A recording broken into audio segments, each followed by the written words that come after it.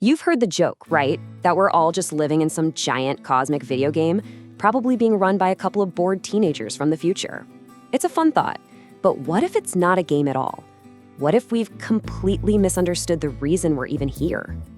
And I mean, let's be real. If this is a game, the reviews are kind of mixed. This post from Reddit just nails it. The main quest seems to be spreadsheets and traffic jams. The side quests feel a little, lacking.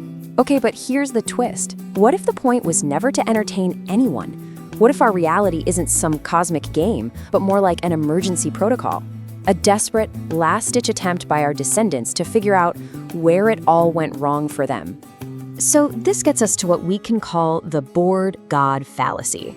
That popular idea that any civilization smart enough to simulate an entire universe must be a perfect utopia, and they're just running our history for fun. But that might be the single biggest, most fundamental misunderstanding of why you'd ever run a simulation this complicated in the first place.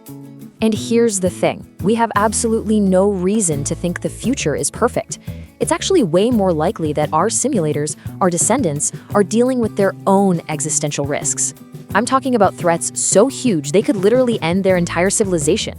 See, this isn't about fun and games, it's about survival. Think about it like this. When engineers design a bridge in a computer, they don't build a simulation just to sit back and admire it. No, they throw a virtual hurricane at it, a 100-year flood, a massive earthquake. They have to find the breaking point before it happens for real. They are actively testing for failure. And that right there is a perfect picture of where we are right now. The 21st century, we are that earthquake simulation. We're living through this crazy, unique pileup of global-scale threats. Climate change, resource shortages, massive instability. We are the exact weak point on the bridge that the future desperately needs to understand. So if we're not just a game for some bored gods, then what in the world are we? Well, this is where the whole idea flips on its head. We're not a game. We are a flight recorder. And this changes everything. You have to stop thinking of yourself as a character in some grand story. Instead, start thinking of your life, your decisions, your arguments, your successes as data points, individual lines of code in the most important log file ever created. This is the core of what's called the survival archive hypothesis. The idea is that we are an ancestor simulation, for sure, but it's being run by scientists in a panic. They're watching their own world teeter on the brink, so they've hit rewind on history to find the exact variables, the precise choices and societal cracks that led them to their disaster. I know, this sounds like pure sci-fi, but there's a really solid logical argument for it. We can actually put this idea to the test with a simple thought experiment, a tale of two very different futures. So let's just ask the question directly, shall we? Imagine you have two future civilizations, and both have the tech to perfectly simulate our time.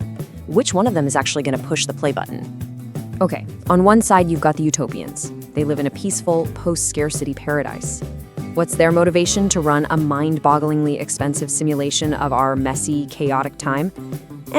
Maybe some mild historical curiosity, a hobby. But on the other side you have the survivors.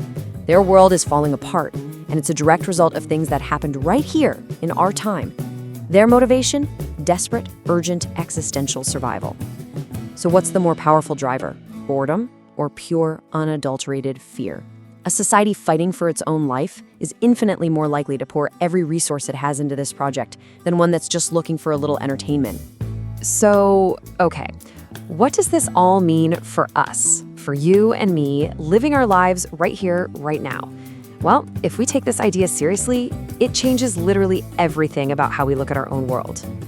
All of a sudden, the chaos, the conflict, all the things that feel pointless about modern life, they're not bugs in the code. They're not signs of a lazy developer. They are the most important features. They are the entire point of the program. And this isn't just a wild idea I came up with. It has a real basis in serious philosophy. As the philosopher Barry Dayton put it, it's totally logical that simulators would run these scenarios specifically to figure out how a catastrophe could have been averted. They aren't just watching the movie of our history, they are tweaking the variables, trying to find a better ending for themselves. So here's the bottom line. Every political debate, every scientific struggle, every pointless argument you have online, every single push against the massive challenges of our era, it is all vital data processing. We are, collectively, a giant, messy, chaotic computer, and we're running the numbers that might just save the future of the human race. Our struggle is the lesson. And hey, if this whole idea just completely flipped your perspective on reality and gave you that good, productive kind of existential crisis, you know what to do. Hit that like button. It really does help us process our own data.